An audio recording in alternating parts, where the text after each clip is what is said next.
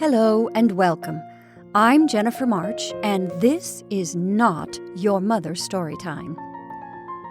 This week, we bring you two more stories by Katherine Mansfield, Bliss and Marriage a la Mode.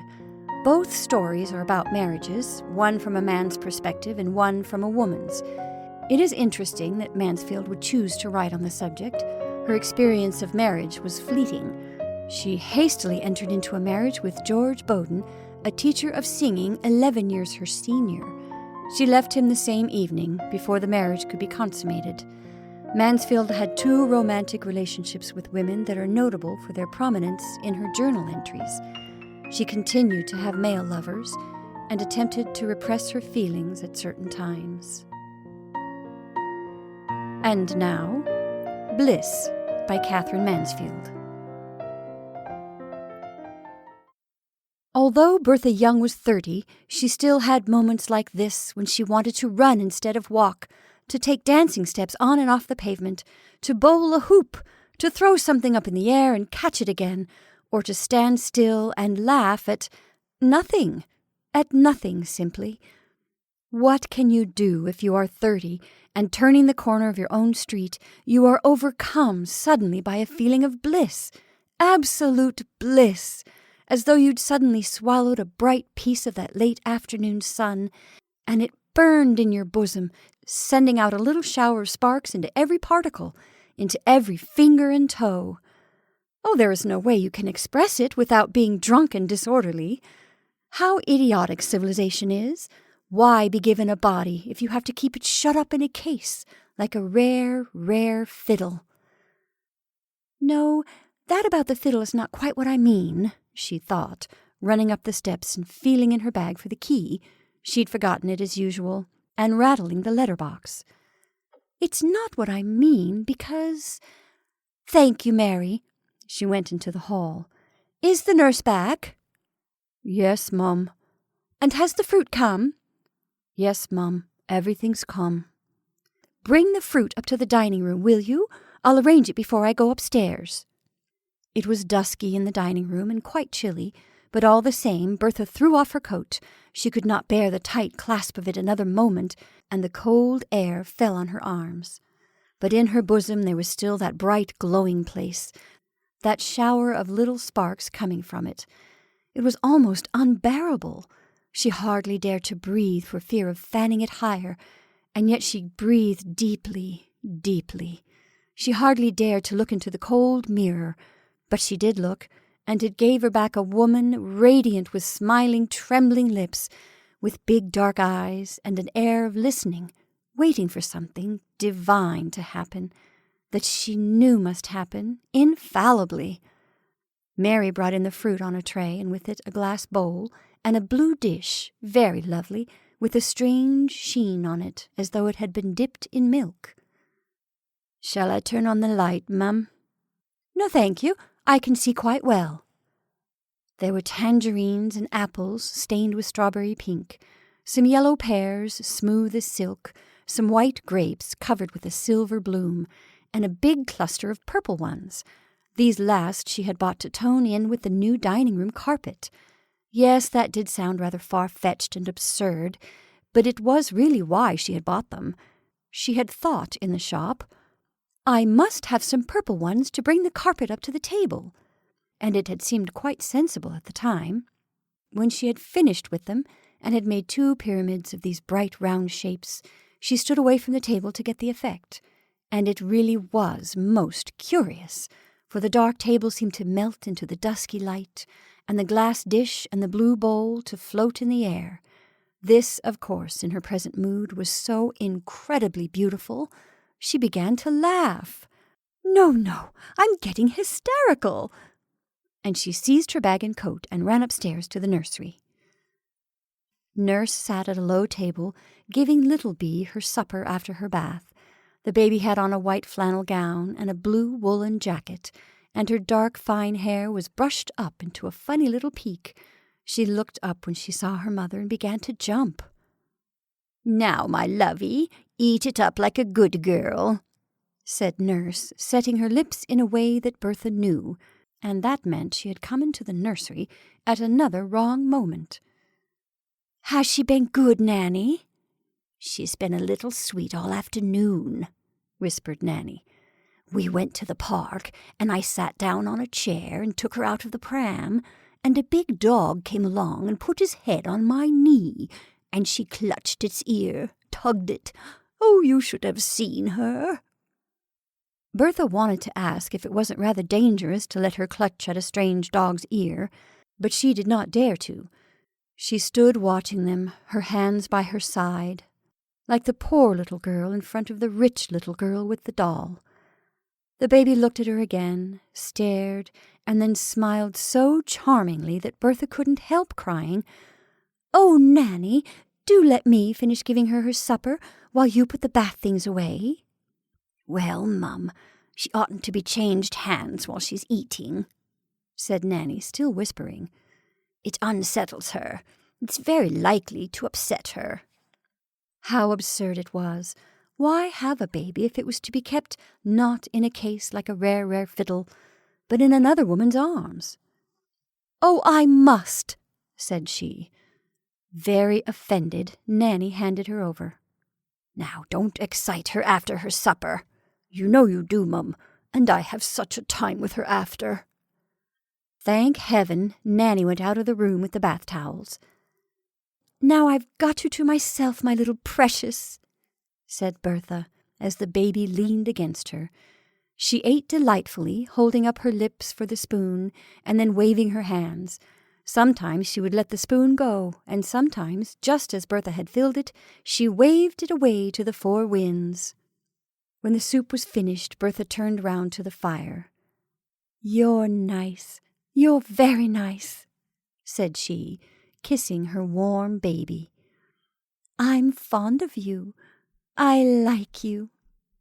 And indeed, she loved little Bee so much, her neck as she bent forward, her exquisite toes as they shone transparent in the firelight, that all her feeling of bliss came back again, and again she didn't know how to express it, what to do with it. "You're wanted on the telephone," said Nanny, coming back in triumphant and seizing her little Bee. Down she flew. It was Harry. "Oh, is that you, Burr? Look here, I'll be late. I'll take a taxi and come along as quickly as I can. But get dinner put back 10 minutes, will you? All right?" "Yes, perfectly. Oh, Harry." "Yes?" What had she to say?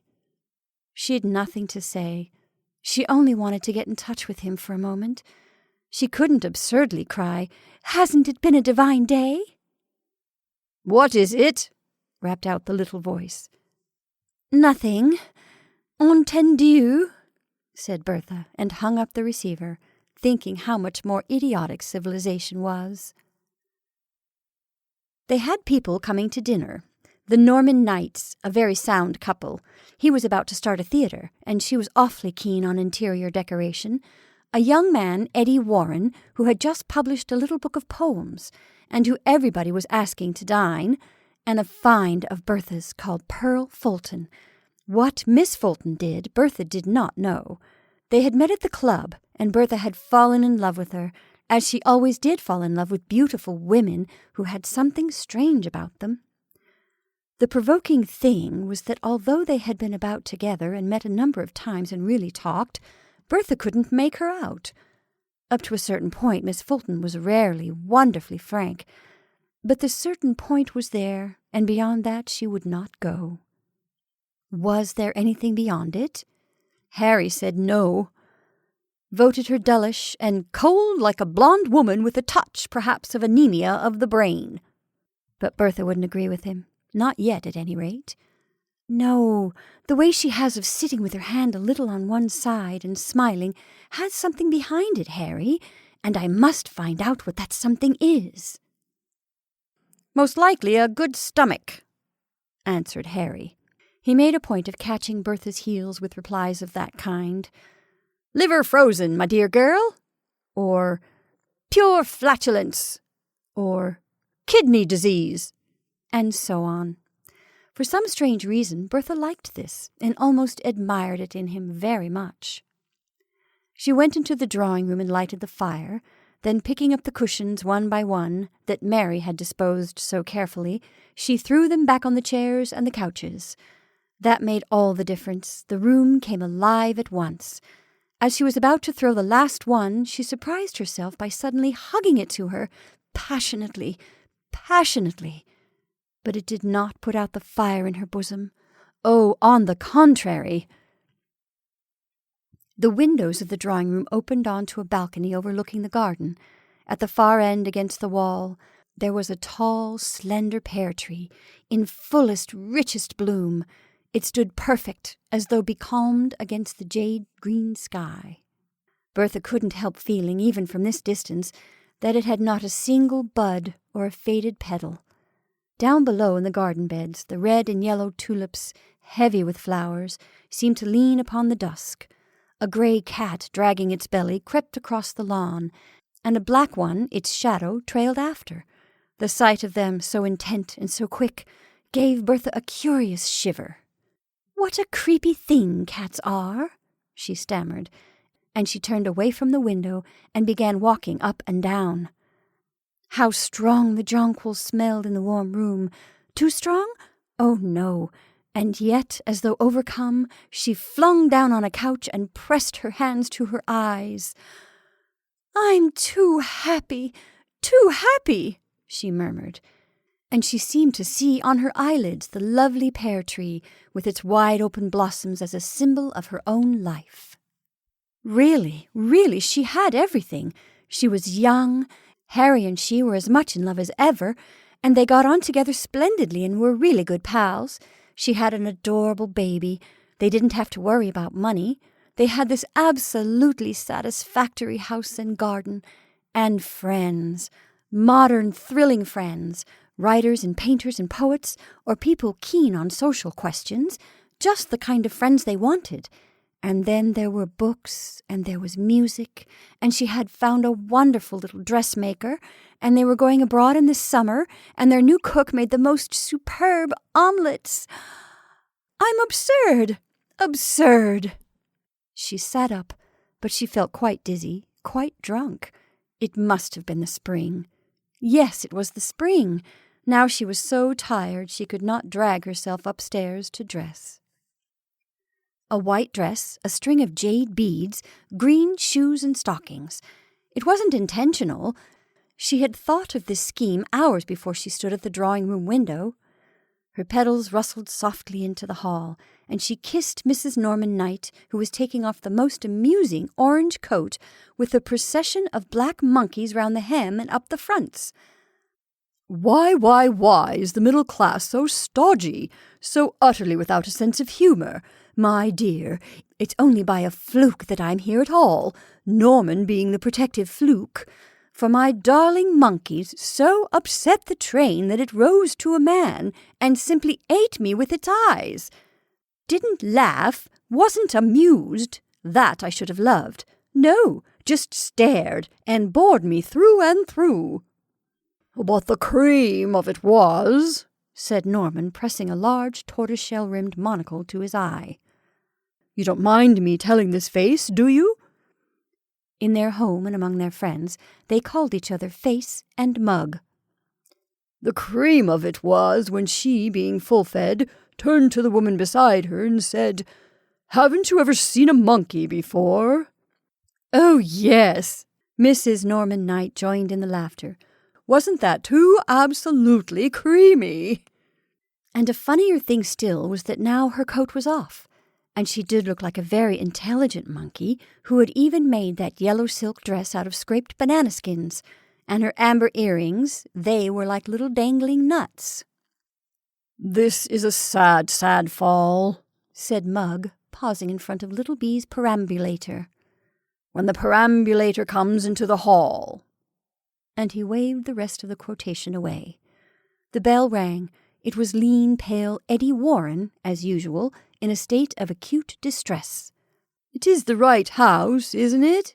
He pleaded. Oh, I think so. I hope so, said Bertha, brightly. I have had such a dreadful experience with the taxi man. He was most sinister. I couldn't get him to stop. The more I knocked and called, the faster he went. and in the moonlight this bizarre figure with a flattened head crouching over the little wheel." He shuddered, taking off an immense white silk scarf. Bertha noticed that his socks were white too. Most charming. "But how dreadful!" she cried.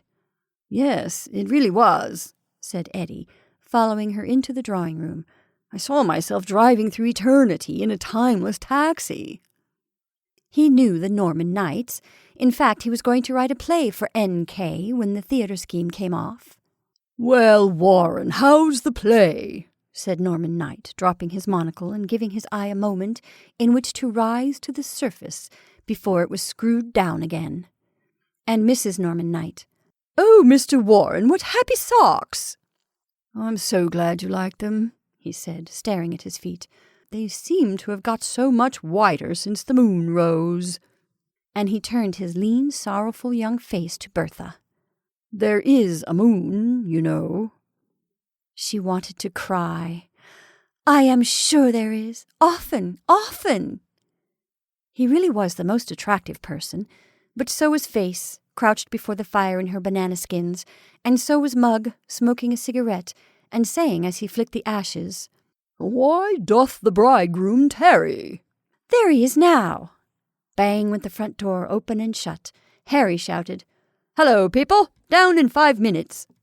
And they heard him swarm up the stairs. Bertha couldn't help smiling. She knew how he loved doing things at high pressure. What, after all, did an extra 5 minutes matter? But he would pretend to himself that they mattered beyond measure, and then he would make a great point of coming into the drawing-room extravagantly cool and collected. Harry had such a zest for life. Oh, how she appreciated it in him, and his passion for fighting, for seeking in everything that came up against him another test of his power and of his courage. That, too, she understood, even when it made him just occasionally, to other people who didn't know him well, a little ridiculous, perhaps, for there were moments when he rushed into battle where no battle was. She talked and laughed and positively forgot, until he came in, just as she had imagined, that Pearl Fulton had not turned up. "I wonder if Miss Fulton has forgotten?" "I expect so," said Harry. "Is she on the phone?" "Ah, there's a taxi now."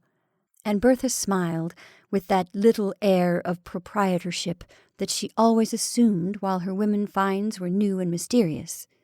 "She lives in taxis." "She'll run to fat if she does," said Harry coolly, ringing the bell for dinner. "Frightful danger for blonde women." "Harry, don't," warned Bertha, laughing up at him. Came another tiny moment while they waited, laughing and talking, just a trifle too much at their ease, a trifle too unaware.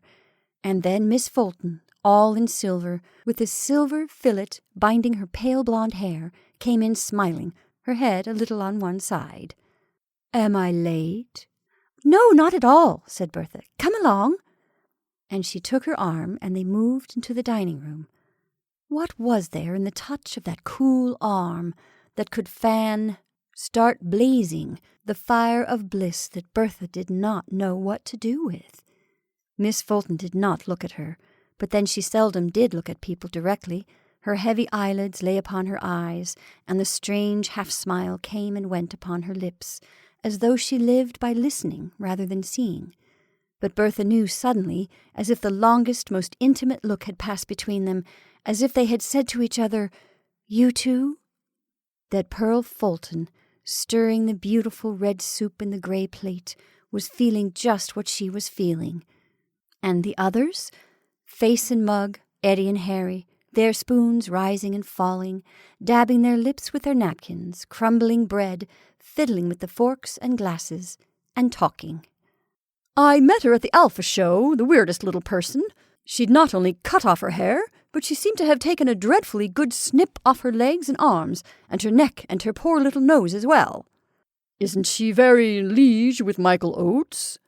"The man who wrote Love and False Teeth?" "He wants to write a play for me, 1 act, 1 man. Decides to commit suicide.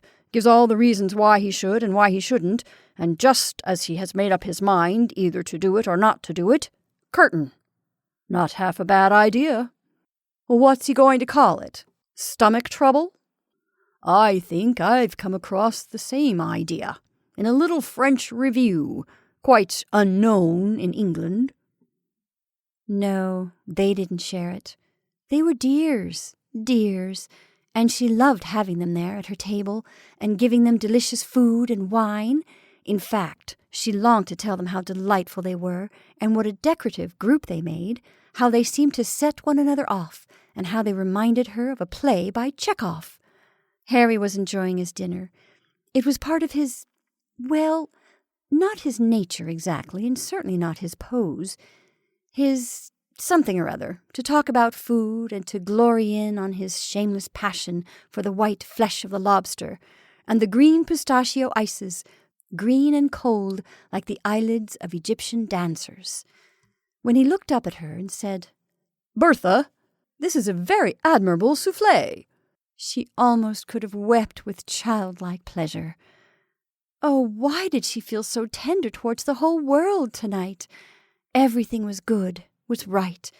All that happened seemed to fill again her brimming cup of bliss. And still, in the back of her mind, there was the pear tree. It would be silver now in the light of poor dear Eddie's moon, silver as Miss Fulton, who sat there turning a tangerine in her slender fingers that were so pale a light seemed to come from them. What she simply couldn't make out, what was miraculous, was how she should have guessed Miss Fulton's mood so exactly and so instantly, for she never doubted for a moment that she was right, and yet what had she to go on? Less than nothing. I believe this does happen very, very rarely between women, never between men, thought Bertha. But while I'm making the coffee in the drawing-room, perhaps she will give a sign. What she meant by that she did not know, and what would happen after that she could not imagine. While she thought like this, she saw herself talking and laughing. She had to talk because of her desire to laugh. I must laugh or die. But when she noticed Face's funny little habit of tucking something down the front of her bodice, as if she'd kept a tiny secret hoard of nuts there, too, Bertha had to dig her nails into her hands so as not to laugh too much. It was over at last, and "Come and see my new coffee machine," said Bertha. "We only have a new coffee machine once a fortnight," said Harry. Face took her arm this time. Miss Fulton bent her head and followed after. The fire had died down in the drawing-room to a red, flickering nest of baby phoenixes, said Face. "Don't turn up the light for a moment. It is so lovely."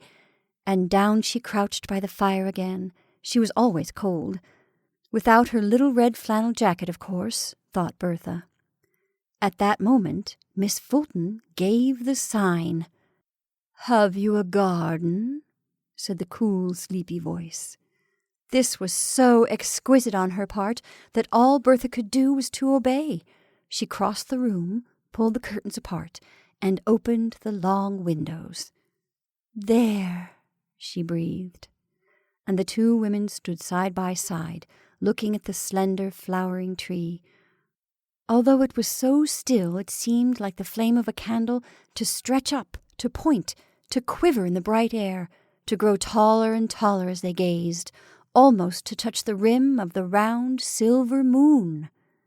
How long did they stand there, both, as it were, caught in that circle of unearthly light, understanding each other perfectly, creatures of another world, and wondering what they were to do in this one with all this blissful treasure that burned in their bosoms and dropped in silver flowers from their hair and hands.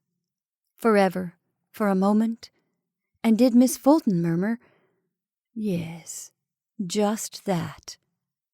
Or did Bertha dream it? Then the light was snapped on, and Face made the coffee, and Harry said, "My dear Mrs. Knight, don't ask me about my baby. I never see her. I shan't feel the slightest interest in her until she has a lover." And Mugg took his eye out of the conservatory for a moment, and then put it under glass again, and Eddie Warren drank his coffee, and set down the cup with a face of anguish, as though he had drunk and seen the spider. "What I want to do is give the young men a show. I believe London is simply teeming with first-chop unwritten plays. What I want to say to 'em is, here's the theatre, fire ahead.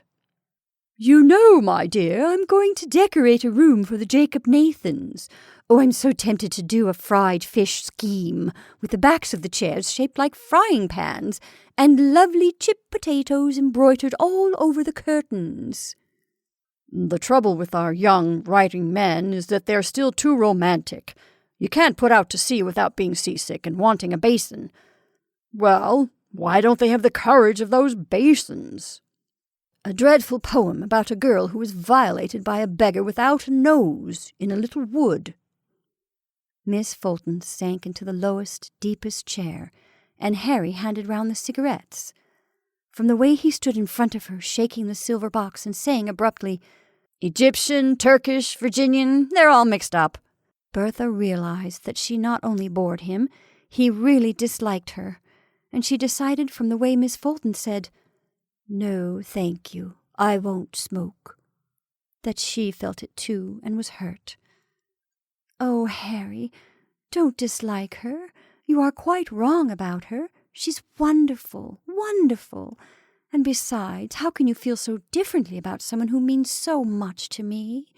I shall try to tell you, when we are in bed tonight, what has been happening, what she and I have shared. At those last words, something strange and almost terrifying darted into Bertha's mind, and this something, blind and smiling, whispered to her, Soon these people will go. The house will be quiet. Quiet. The lights will be out, and you and he will be alone together in the dark room, the warm bed. She jumped from her chair and ran over to the piano. What a pity someone does not play, she cried. What a pity somebody does not play. For the first time in her life, Bertha Young desired her husband. Oh, she loved him. She'd been in love with him, of course, in every other way, but just not in that way. And equally, of course, she understood that he was different. They discussed it so often. It had worried her dreadfully at first to find that she was so cold, but after a time it had not seemed to matter. They were so frank with each other, such good pals. That was the best of being modern. But now, ardently, the word ached in her ardent body. Was this what that feeling of bliss had been leading up to? But then... My dear, said Mrs. Norman Knight, you know our shame. We are the victims of time and train. We live in Hampstead. It's been so nice. I'll come with you into the hall, said Bertha. I loved having you, but you must not miss the last train. That's so awful, isn't it? Have a whiskey night before you go, called Harry. No, thanks, old chap. Bertha squeezed his hand for that as she shook it. Good night, goodbye, she cried from the top step, feeling that this self of hers was taking leave of them forever. When she got back into the drawing-room, the others were on the move. Then you can come part of the way in my taxi. I shall be so thankful not to have to face another drive alone after my dreadful experience. You can get a taxi at the rank just at the end of the street. You won't have to walk more than a few yards. That's a comfort. I'll go and put on my coat. Miss Fulton moved towards the hall, and Bertha was following when Harry almost pushed past. Let me help you. Bertha knew that he was repenting his rudeness. She let him go. What a boy he was in some ways, so impulsive, so simple. And Eddie and she were left by the fire.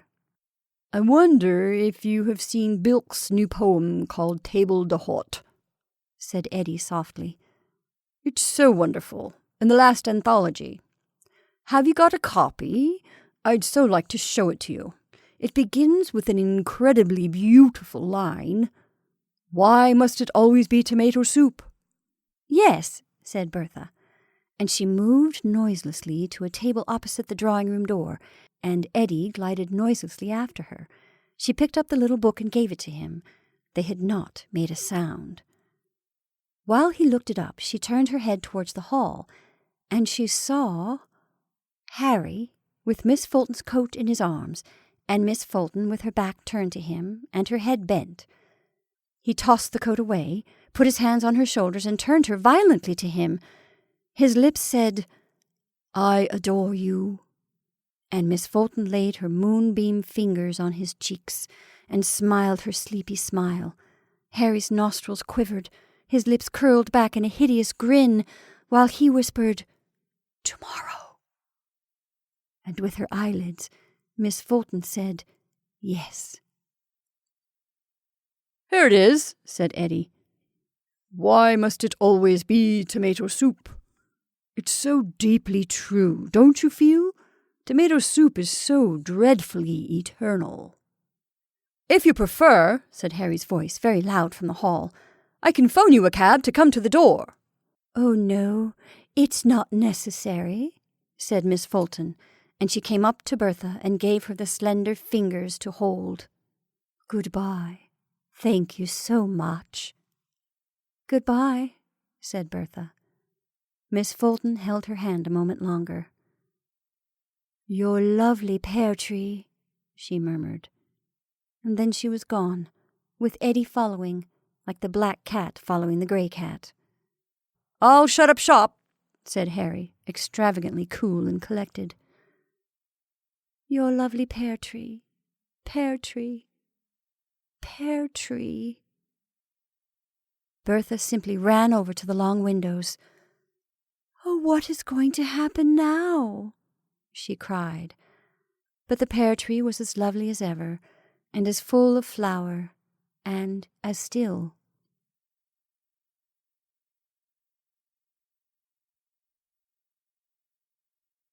And now, Marriage à la Mode by Katherine Mansfield. On his way to the station, William remembered with a fresh pang of disappointment that he was taking nothing down to the kiddies. Poor little chaps. It was hard lines on them. Their first words always were, as they ran to greet him, "What have you got for me, Daddy?" And he had nothing. He would have to buy them some sweets at the station, but that was what he had done for the past 4 Saturdays. Their faces had fallen last time when they saw the same old boxes produced again. And Patty had said, "I had red ribbing on mine before." And Johnny had said, "It's always pink on mine. I hate pink." But what was William to do? The affair wasn't so easily settled. In the old days, of course, he would have taken a taxi off to a decent toy shop and chosen them something in 5 minutes. But nowadays they had Russian toys, French toys, Serbian toys, toys from God knows where. It was over a year since Isabel had scrapped the old donkeys and engines and so on, because they were so dreadfully sentimental and so appallingly bad for the baby's sense of form. "It's so important," the new Isabel had explained, "that they should like the right things from the very beginning. It saves so much time later on. Really, if the poor pets have to spend their infant years staring at these horrors, one can imagine them growing up and asking to be taken to the Royal Academy."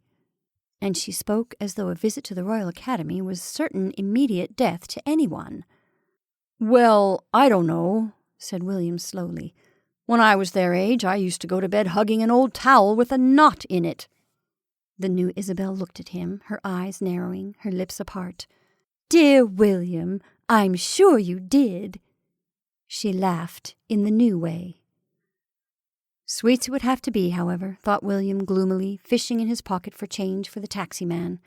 And he saw the kiddies handing the boxes round. They were awfully generous little chaps, while Isabel's precious friends didn't hesitate to help themselves. What about fruit? William hovered before a stall just inside the station.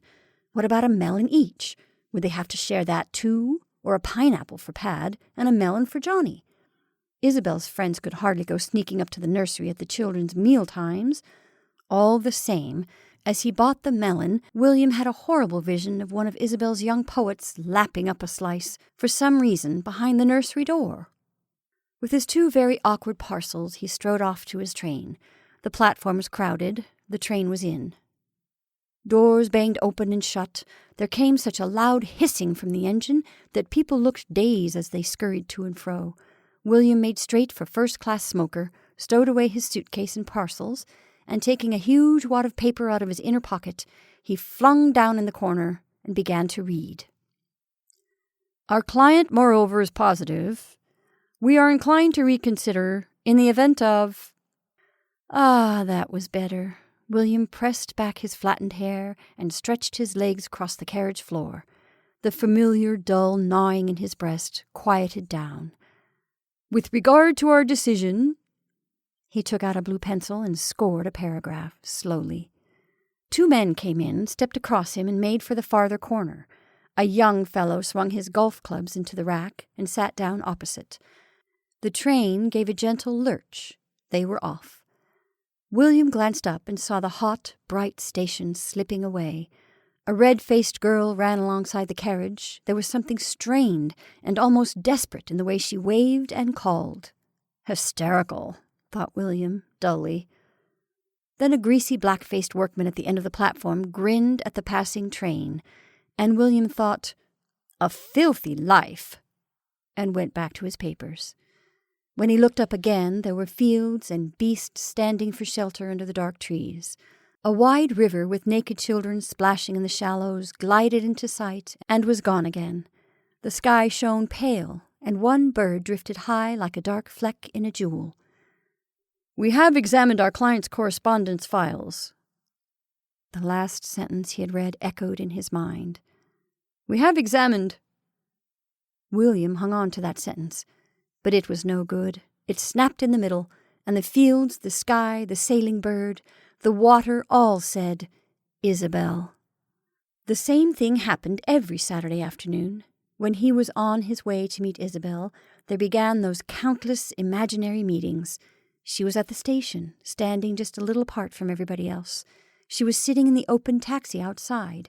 She was at the garden gate, walking across the parched grass, at the door or just inside the hall. And her clear, light voice said, "It's William," or "Hello, William," or "So William has come." He touched her cool hand, her cool cheek. The exquisite freshness of Isabel. When he had been a little boy, it was his delight to run into the garden after a shower of rain and shake the rosebush over him. Isabel was that rosebush, petals soft, sparkling and cool. He was still that little boy, but there was no running into the garden now, no laughing and shaking. The dull, persistent gnawing in his breast started again. He drew up his legs, tossed the papers aside, and shut his eyes. "What is it, Isabel? What is it?" he said tenderly. They were in their bedroom in the new house. Isabel sat on a painted stool before the dressing table that was strewn with little black and green boxes. "What is what, William?" And she bent forward, and her fine light hair fell over her cheeks. "Oh, you know." He stood in the middle of the room, and he felt a stranger.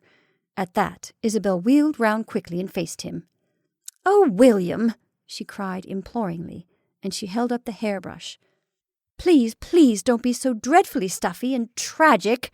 You're always saying or looking or hinting that I've changed, just because I've got to know really congenial people and go about more, and I'm frightfully keen on everything. You behave as though I'd—" Isabel tossed back her hair and laughed. "Killed our love or something. It's so awfully absurd." She bit her lip. "And it's so maddening, William. Even this new house and the servants you grudge me." "Isabel." Yes, it's true in a way," said Isabel quickly. "You think they are another bad sign. Oh, I know you do. I feel it," she said softly, "every time you come up the stairs. But we couldn't have gone on living in that poky little hole, William. Be practical at least. Why, there wasn't enough room for the babies even." No, it was true. Every morning when he came back from chambers, it was to find the babies with Isabel in the back drawing-room. They were having rides on the leopard skin thrown over the sofa back, or they were playing shops with Isabel's desk for a counter, or Pad was sitting on the hearth-rug rowing away for dear life with a little brass fire shovel, while Johnny shot at pirates with the tongs. Every evening they each had a piggyback up the narrow stairs to their fat old nanny. Yes, he supposed it was a poky little house, a little white house with blue curtains and a window box of petunias. William met their friends at the door with, "See our petunias? Pretty terrific for London, don't you think?" But the imbecile thing, the absolutely extraordinary thing, was that he hadn't the slightest idea that Isabel wasn't as happy as he. God, what blindness! He hadn't the remotest notion in those days that she really hated that inconvenient little house, that she thought the fat nanny was ruining the babies, that she was desperately lonely, pining for new people and new music and pictures and so on. If they hadn't gone to that studio party with Maura Morrison, if Maura Morrison hadn't said as they were leaving, "I'm going to rescue your wife, selfish man. She's like an exquisite little Tatiana." If Isabel hadn't gone with Maura to Paris. If. The train stopped at another station, Bedingford. Good heavens, they'd be there in 10 minutes. William stuffed the papers back into his pockets. The young man opposite had long since disappeared. Now the other two got out. The late afternoon sun shone on women in cotton frocks and little sunburnt barefoot children. It blazed on a silky yellow flower with coarse leaves, which sprawled over a bank of rock. The air ruffling through the window smelled of the sea. Had Isabel the same crowd with her this weekend? Wondered William. And he remembered the holidays they used to have, the 4 of them, with the little farm girl, Rose, to look after the babies. Isabel wore a jersey, and her hair in a plait. She looked about 14. Lord, how his nose used to peel! And the amount they ate, and the amount they slept in that immense featherbed with their feet locked together. William couldn't help a grim smile as he thought of Isabel's horror if she knew the extent of his sentimentality. "Hello, William." She was at the station after all, standing just as he had imagined, apart from the others. And William's heart leapt. She was alone. "Hello, Isabel." William stared. He thought she looked so beautiful that he had to say something. "You look very cool." "Do I?" said Isabel. "I don't feel very cool. Come along. Your horrid old train is late. The taxi's outside." She put her hand tightly on his arm as they passed the ticket collector. "We've all come to meet you," she said, "but we've left Bobby Kane at the sweet shop to be called for." "Oh," said William. It was all he could say for the moment. There in the glare waited the taxi, with Bill Hunt and Dennis Green sprawling on one side, their hats tilted over their faces, while on the other Maura Morrison, in a bonnet like a huge strawberry, jumped up and down. "No ice, no ice, no ice!" she shouted gaily, and Dennis chimed in from under his hat. "Only to be had from the fishmongers."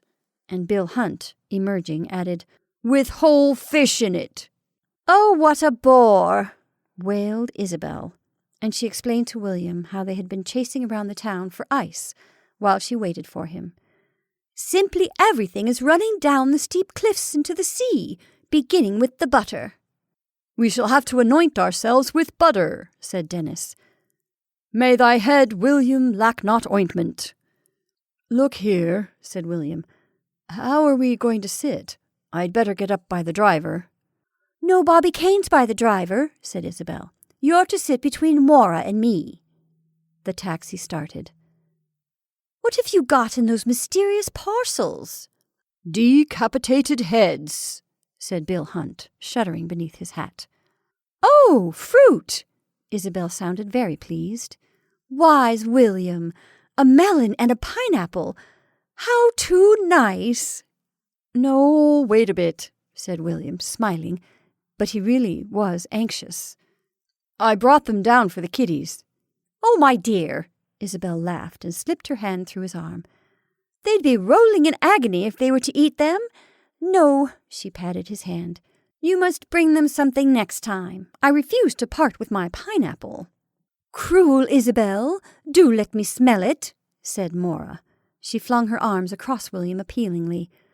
"Oh!" The strawberry bonnet fell forward. She sounded quite faint.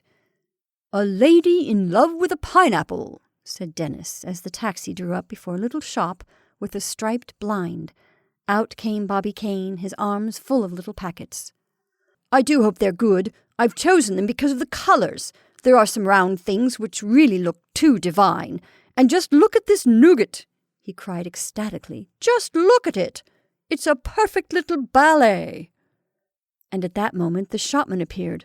Oh, I forgot. They're none of them paid for, said Bobby, looking frightened. Isabel gave the shopman a note, and Bobby was radiant again. Hello, William. I'm sitting by the driver. And bareheaded, all in white, with his sleeves rolled up to the shoulders, he leaped into his place. Avanti! He cried. After tea, the others went off to bathe, while William stayed and made his peace with the kiddies. But Johnny and Patty were asleep. The rose-red glow had paled, bats were flying, and still the bathers had not returned.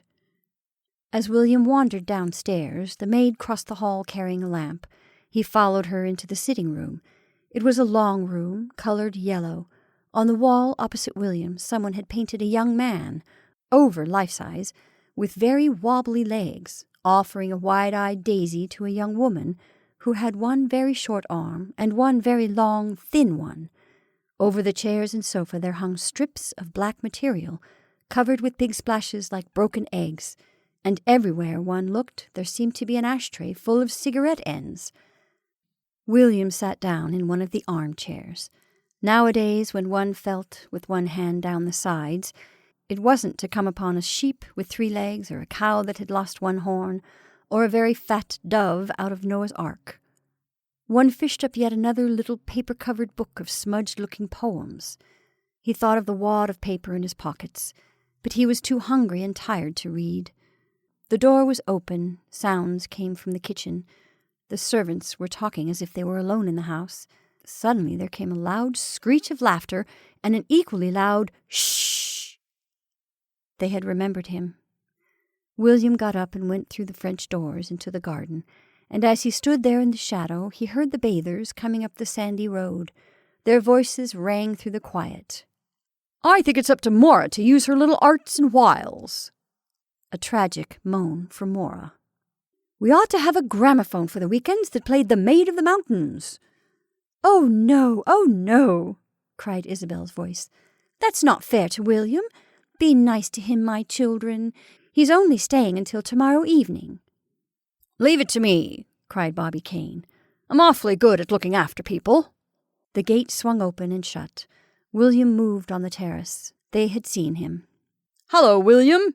And Bobby Kane, flapping his towel, began to leap and pirouette on the parched lawn. Pity you didn't come, William. The water was divine. And we all went to the little pub afterwards and had a sloe gin. The others had reached the house. I say, Isabel, called Bobby, would you like me to wear my Nijinsky dress tonight? No, said Isabel. Nobody's going to dress. We're all starving. William's starving too. Come along, mes amis. Let's begin with sardines. I have found the sardines, said Mora, and she ran into the hall, holding a box high in the air. A lady with a box of sardines, said Dennis gravely.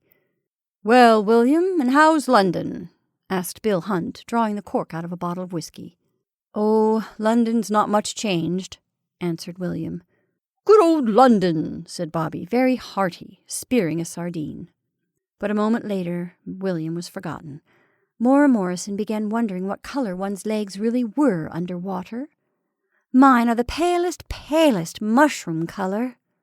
Bill and Dennis ate enormously, and Isabel filled glasses and changed plates and found matches, smiling blissfully.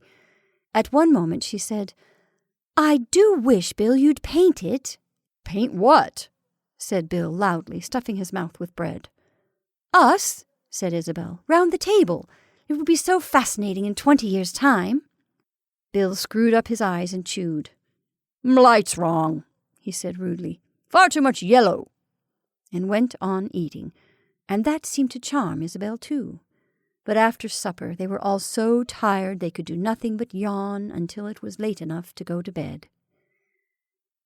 It was not until William was waiting for his taxi the next afternoon that he found himself alone with Isabel. When he brought his suitcase down into the hall, Isabel left the others and went over to him. She stooped down and picked up the suitcase. What a weight, she said, and gave a little awkward laugh. Let me carry it. To the gate? No, why should you? said William. "Of course not. Give it to me." "Oh, please do let me," said Isabel. "I want to, really." They walked together silently. William felt there was nothing to say now. "There," said Isabel triumphantly, setting the suitcase down, and she looked anxiously along the sandy road. "I hardly seem to have seen you this time," she said breathlessly. "It's so short, isn't it? I feel you've only just come. Next time." The taxi came into sight. "I hope they look after you properly in London. I'm so sorry the babies have been out all day, but Miss Neal had arranged it. They'll hate missing you. Poor William, going back to London." The taxi turned. "Goodbye." She gave him a little hurried kiss. She was gone. Fields, trees, hedges streamed by. They shook through the empty, blind-looking little town, ground up the steep pull to the station. The train was in. William made straight for a first-class smoker, flung back into the corner, but this time he let the papers alone. He folded his arms against the dull, persistent gnawing, and began in his mind to write a letter to Isabel. The post was late as usual. They sat outside the house in long chairs under coloured parasols. Only Bobby Kane lay on the turf at Isabel's feet. It was dull, stifling. The day drooped like a flag. "Do you think there will be Mondays in heaven?" asked Bobby childishly. And Dennis murmured, "Heaven will be one long Monday." But Isabel couldn't help wondering what had happened to the salmon they had for supper last night. She had meant to have fish mayonnaise for lunch. And now Mora was asleep. Sleeping was her latest discovery. "It's so wonderful. One simply shuts one's eyes. That's all. It's so delicious." When the old ruddy postman came beating along the sandy road on his tricycle, one felt the handlebars ought to have been oars. Bill Hunt put down his book. "Letters," he said complacently, and they all waited. But heartless postman, oh, malignant world, there was only one. Well, a fat one for Isabel. Not even a paper. "And mine's only from William," said Isabel mournfully. "From William? Already? He's sending you back your marriage lines as a gentle reminder." "Does everybody have marriage lines? I thought they were only for servants." "Pages and pages. Look at her. A lady reading a letter," said Dennis. "My darling, precious Isabel." Pages and pages there were. As Isabel read on, her feeling of astonishment changed to a stifled feeling. What on earth had induced William? How extraordinary it was! What could have made him? She felt confused, more and more excited, and even frightened. It was just like William. Was it? It was absurd, of course. It must be absurd, ridiculous. Ha ha ha ha! Oh dear! What was she to do? Isabel flung back in her chair and laughed till she couldn't stop laughing. "Do tell us," said the others. "You must tell us." "I'm longing to," gurgled Isabel. She sat up, gathered the letter, and waved it at them. "Gather round," she said. "Listen, it's too marvelous. A love letter." "A love letter? But how divine!" "Darling, precious Isabel." But she had hardly begun before their laughter interrupted her. "Go on, Isabel, it's perfect." "It's the most marvelous find." "Oh, do go on, Isabel." "God forbid, my darling, that I should be a drag on your happiness." "Oh, oh, oh!" "Shh, shh, shh." And Isabel went on. When she reached the end, they were hysterical. Bobby rolled on the turf and almost sobbed. "You must let me have it just as it is, entire, for my new book," said Dennis firmly. "I shall give it a whole chapter." "Oh, Isabel," moaned Mora, "that wonderful bit about holding you in his arms." "I always thought those letters and divorce cases were made up, but they pale before this." "Let me hold it. Let me read it, my own self," said Bobby Kane. But to their surprise, Isabel crushed the letter in her hand. She was laughing no longer. She glanced quickly at them all. She looked exhausted. "No, not just now," she stammered. And before they could recover, she had run into the house, through the hall, up the stairs into her bedroom. Down she sat on the side of the bed. "How vile, odious, abominable, vulgar," muttered Isabel. She pressed her eyes with her knuckles and rocked to and fro, and again she saw them, but not 4, more like 40, laughing, sneering, jeering, stretching out their hands, while she read them William's letter. Oh, what a loathsome thing to have done! How could she have done it? "God forbid, my darling, that I should be a drag on your happiness. William!" Isabel pressed her face into the pillow, but she felt that even the grave bedroom knew her for what she was, shallow, tinkling, vain. Presently from the garden below there came voices. "Isabel, we're all going for a bathe. Do come." "Come, thou wife of William." "Call her once before you go. Call once yet." Isabel sat up. Now was the moment. Now she must decide. Would she go with them, or stay here and write to William? Which should it be? I must make up my mind. Oh, but how could there be any question? Of course she would stay here and write. "Titania!" piped Mora. "Isabel!" No, it was too difficult. I'll go with them and write to William later, some other time, later, not now.